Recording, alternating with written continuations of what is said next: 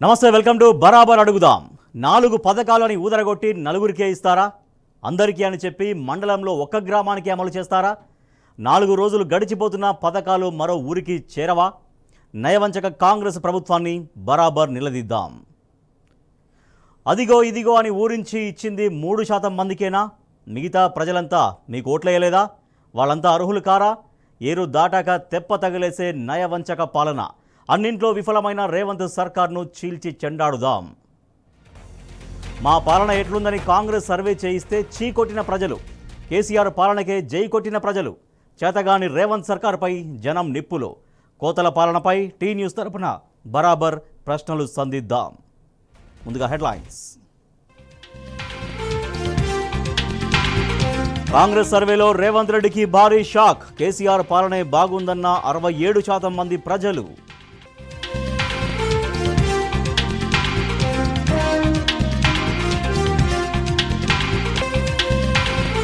Congress party 420 హామీలిచ్చి 420 రోజులు అమలు చేయనందుకు గాంధీజీ విగ్రహాలకు బీఆర్ఎస్ వినతి పత్రాలు.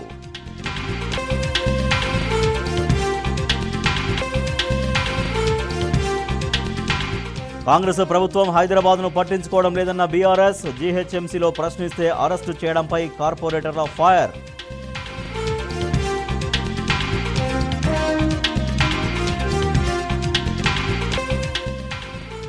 ఎవరి సంతకం లేకుండానే ఇందిరమ్మ ఇండ్ల పత్రాలు. రేవంత్ సర్కార్ పేదలను మోసం చేస్తోందన్న కౌశిక్ రెడ్డి.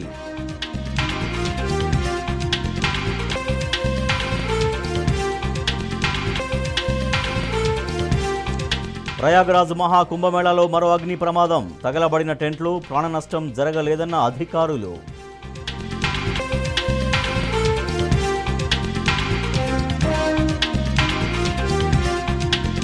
హస్తం గుర్తుకు ఓటేస్తే బీజేపీకి మద్దతు ఇచ్చినట్టేనన్న కేజ్రీవాల్. ఢిల్లీలో కాంగ్రెస్ మద్దతుదారులు ఆలోచించాలని అప్పీల్.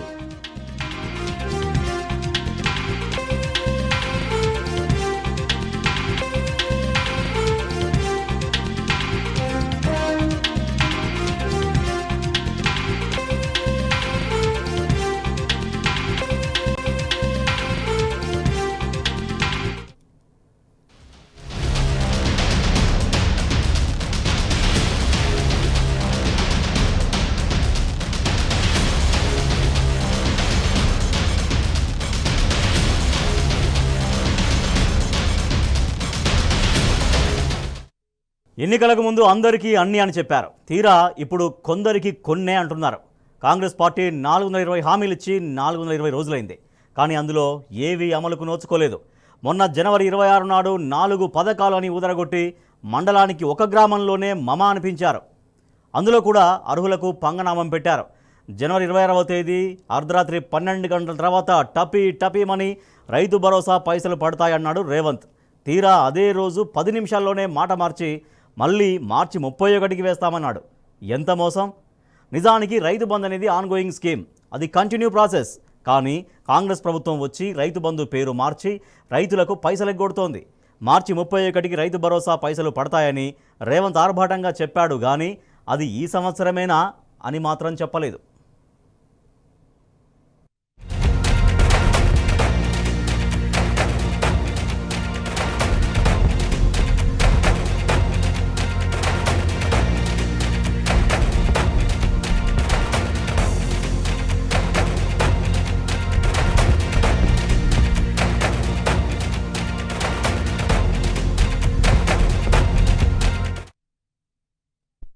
కేసీఆర్ గారు ఉన్నప్పుడేమో నాట్లేసేటప్పుడు రైతు బంధు పడుతుండే. కానీ రేవంత్ రెడ్డి వచ్చిన తర్వాత ఒకసారి మాత్రమే రైతు బంధు పడుతుంది. ఎప్పుడు అది?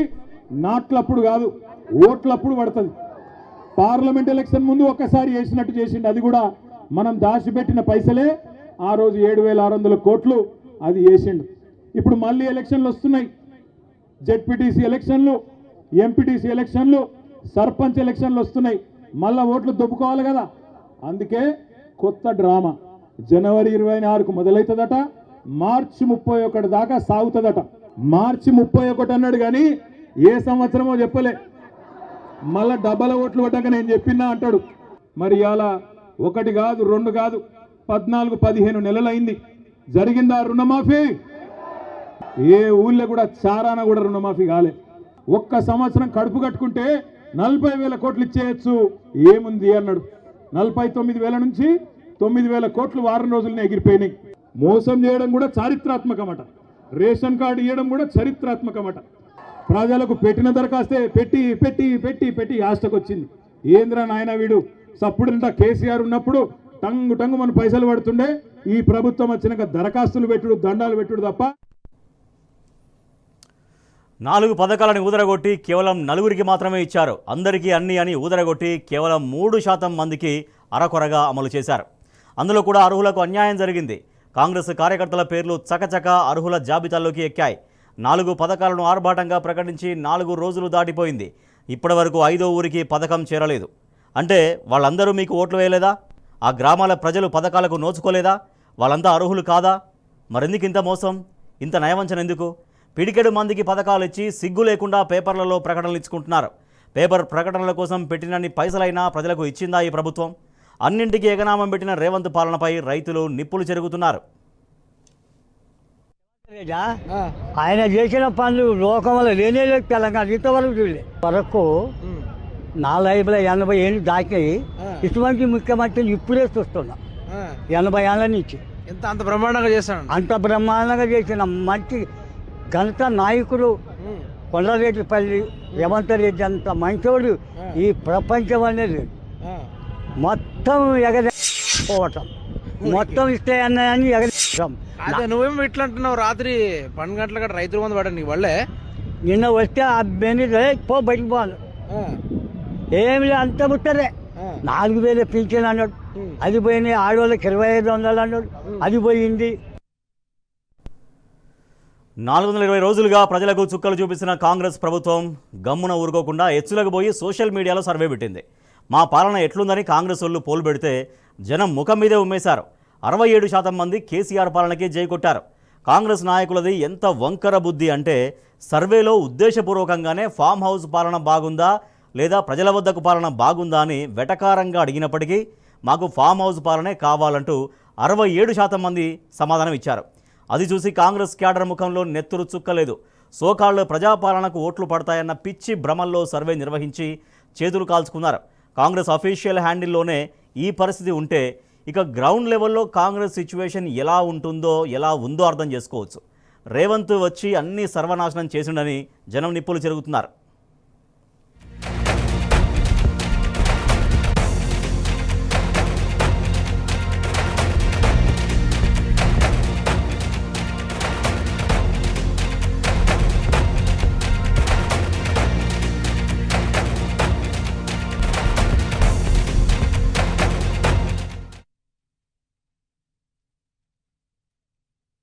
దేవుడు ఇగో ఆయన ముఖాలు ఆయన రైతు బంధు అన్ని ప్రతి రకాల అన్ని నీళ్లు కరెంటు అన్ని రకాల గోదలు అన్ని చల్ల బతికాయి. ఈ సత్యనాశ అవుతుంది ప్రభుత్వం. ఆయన కేసీఆర్ ఆయన కలపకుండా చల్లవద్దల వాళ్ళు ఎంత మంచోళ్ళు. అయ్యో ఎప్పటికీ చేయాలి. పెద్దమ్మ ఇప్పుడు తీసుకుంటే 2,000, మేము వచ్చినాక తీసుకుంటే 4,000. రైతన్న కేసీఆర్ 10,000 బిచ్చమెత్తుండు, మేము వస్తే 15,000 ఇస్తాం. చెల్లమ్మ పెళ్లికి కేసీఆర్ 1,00,000 ఇస్తుండు, మేము వస్తే తులం బంగారం కలిపి 1,00,000 ఇస్తాం.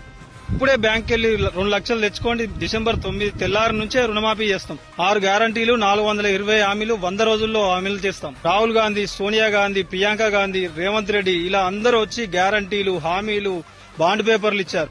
ఏమైపోయా రుణమాఫీ, ఏమైపోయా రైతు భరోసా, ఏమైపోయా పింఛన్? నేటికి 420 రోజులు అవుతుంది, ఒక్కటన్నా అమలు చేసిల్లా?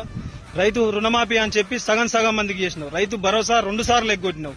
పింఛన్లు ఇస్తామని ముసలోళ్ళని మోసం చేసినావు. 420 హామీలు కాదు, 420 అబద్దాలుగా మారిపోయింది మీ పాలన. మీ పాలనలో ఏముందయ్యా అంటే దేవుళ్లపై ఒట్లు, అడిగినోళ్లపై తిట్లు, నిర్బంధాలు, అరెస్టులు, ఇవి తప్ప ఏం సాగుతుంది మీ పాలన? ఇప్పటికైనా బుద్ధి తెచ్చుకొని ప్రజలకిచ్చిన హామీలు అమలు చేయండి, ప్రజలకు క్షమాపణలు చెప్పండి. ఇక సొంత సర్వేలోనే కాంగ్రెస్ పాలనను జనం మెచ్చుకోలేదు. రేవంత్ పాలన దరిద్రంగా ఉందని రిజల్ట్ రావడంతో కాంగ్రెస్ పార్టీ పరిస్థితి తేలుగుట్టిన దొంగలాగా మారింది. కాంగ్రెస్ దుష్ట పరిపాలనను ముఖం మీదే చీకొడుతున్నారు జనాలు. ఆడంబరానికి పోయి మళ్లీ ఘోరంగా భంగపడింది రేవంత్ ప్రభుత్వం. సోషల్ మీడియాలో కేసీఆర్ పాలనపై విషయం చిమ్మబోయి తమ ముఖమే పగలగొట్టుకున్నారు కాంగ్రెస్ నాయకులు. ఫామ్ హౌస్ పాలనే బాగుందంటూ పెద్ద సంఖ్యలో లైకులు కొట్టారు నెటిజన్లు. కాంగ్రెస్ పార్టీకి రేవంత్ రెడ్డికి దిమ్మ తిరిగేలా తీర్పిచ్చారు. దాంతో కాంగ్రెస్ పార్టీపై సోషల్ మీడియాలో ట్రోల్స్ ట్రెండ్ అవుతున్నాయి. సూర్యుడు లాంటి కేసీఆర్ పాలనపై ఉమ్మివేయాలని చూస్తే కాంగ్రెస్ మొహంపైనే పడిందంటూ ఏకిపారేస్తున్నారు జనం. ఇకనైనా రేవంత్ అబద్ధాలు చెప్పడం ఆపాలని సూచించింది బీఆర్ఎస్ పార్టీ.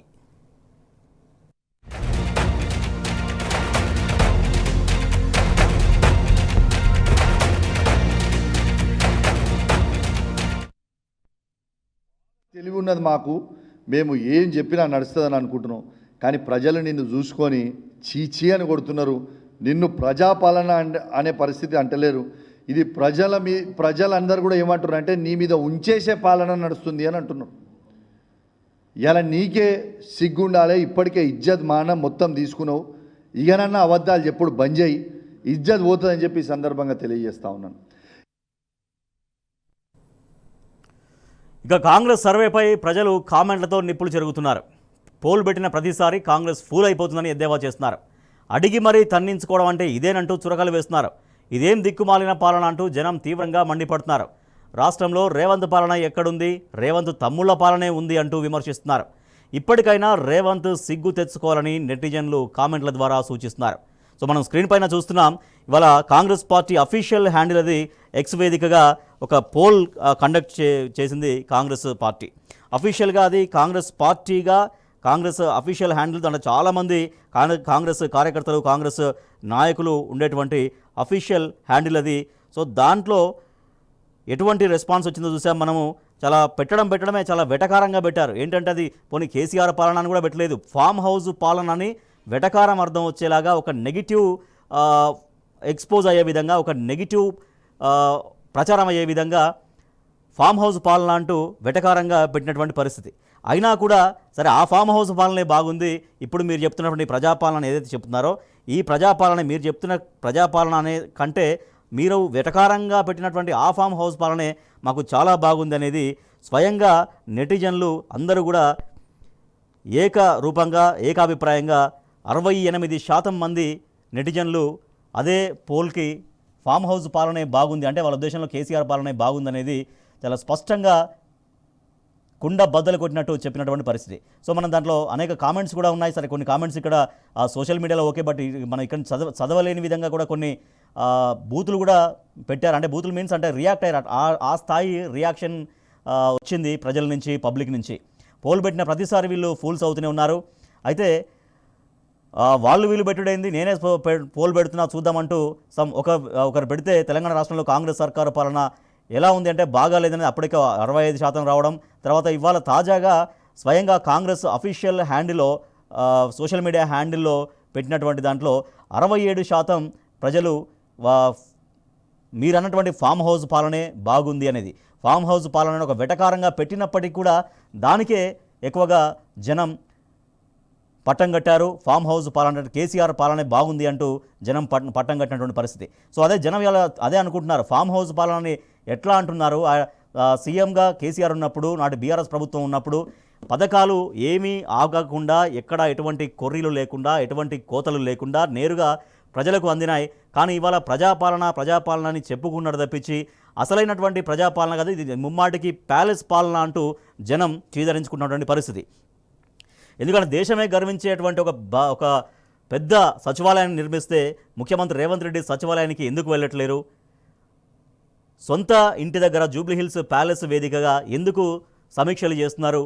అసలైనటువంటి ప్యాలెస్ పాలన రేవంత్ రెడ్డిది అంటూ జనం ఏకిపారేస్తున్నటువంటి పరిస్థితి. సో అప్పుడు ఎప్పుడూ ముఖ్యమంత్రి కేసీఆర్, నాడు ముఖ్యమంత్రి కేసీఆర్ ఉన్నప్పుడు ప్రగతి భవన్ వేదికగా అనేక సమీక్షలు చేశారు. అది ప్రగతి భవన్ అనేది ఒక ప్రభుత్వ భవనం, ప్రజల ఆస్తి. సో దాంట్లో డెఫినెట్గా సమీక్షలు కావచ్చు, డెఫినెట్గా అక్కడి నుంచి ఎటువంటి ప్రభుత్వ కార్యక్రమాలు చేసినా యాక్సెప్టబుల్. కానీ సొంత ఇంటి దగ్గర సీఎం రేవంత్ రెడ్డి సమీక్షలు ఏంటి అంటూ మీది కాదు ప్రజాపాలన, అసలైన ప్రజాపాలన బీఆర్ఎస్ ప్రభుత్వంలోనే అందింది అనేది నెటిజన్ల మాటగా మనకు చాలా స్పష్టంగా తెలుస్తోంది. 67% ప్రజలు, 67-68% ప్రజలు బీఆర్ఎస్ పరిపాలనే బాగుంది అనేది స్వయంగా కాంగ్రెస్ పార్టీగా పెట్టినటువంటి పోల్లో జనం విస్పష్టంగా తేల్చి చెప్పిన పరిస్థితి. కేవలం 30% మాత్రమే, 30% అటు ఇటుగా మాత్రమే వచ్చింది కాంగ్రెస్ ప్రభుత్వానికి పాజిటివ్గా, అంటే అట్లీస్ట్ 35 అయినా కూడా పాస్ అయ్యేది, కానీ పాస్ మార్కులు కూడా సంపాదించుకోలేదు జనం నుంచి కాంగ్రెస్ ప్రభుత్వం అంటూ చాలా స్పష్టంగా తెలుస్తోంది. సో దానికి అనేక ఉదాహరణలు చెప్తున్నారు. ఎందుకంటే 6 గ్యారెంటీలు అన్నారు, 100 రోజులు అన్నారు. ఆ 100 రోజుల్లోనే 6 గ్యారెంటీలు అమలు చేస్తామని చెప్పారు. గతంలో ఇచ్చే ప్రభుత్వ పథకాలని మేము పెంచి ఇస్తాము, లబ్ధిదారులను పెంచి ఇస్తాము, ప్రభుత్వ పథకాల అమౌంట్ను పెంచి ఇస్తాము, ఇంకా వాటికి రకరకాలుగా యాడ్ చేసి ఇస్తామంటూ ఊదరగొట్టారు. కానీ అది కేవలం వాళ్ళు గడువు పెట్టుకున్న ఆ 100 రోజుల్లోనే చేస్తామన్నారు. కానీ 100 రోజులు పోయినాయి, 200 రోజులు పోయినాయి, 300 రోజులు పోయినాయి, 400 రోజులు పోయినాయి. అయినా కూడా 6 గ్యారెంటీలకు అతి లేదు, గతి లేదు. కాబట్టి జనం ఇట్లా రియాక్ట్ అవుతున్నటువంటి పరిస్థితి. అధికారంలోకి వస్తే 100 రోజుల్లో 6 గ్యారెంటీలు అని చెప్పారు. తర్వాత వాటికి సంబంధం లేకుండా ఇంకా అనేక హామీలు ఇచ్చారు. అవి దాదాపుగా 420 హామీలు ఉన్నాయి. సో ఈ 6 గ్యారెంటీలు కాకుండానే ఇంక ఎక్స్ట్రాగా 420 హామీలు ఉన్నాయి. సో 420 రోజులు ప్రభుత్వం ఏర్పడి కూడా 420 డేస్ అయింది. 420 డేస్లో 420 స్కీములు ఎక్కడ పోయాయి, అసలు ఒక్కటి కూడా ఎందుకు ప్రారంభించలేదు అంటూ ఇదంతా కూడా ఆ పోల్ రూపంలో, ఆ పోల్కు వచ్చినటువంటి రెస్పాన్స్ రూపంలో మనకు కనిపిస్తుంది. చాలా సోషల్ మీడియాలో విపరీతంగా ట్రోల్స్ వస్తున్నాయి, చాలా కామెంట్స్ కూడా పెడుతూ ఉన్నారు.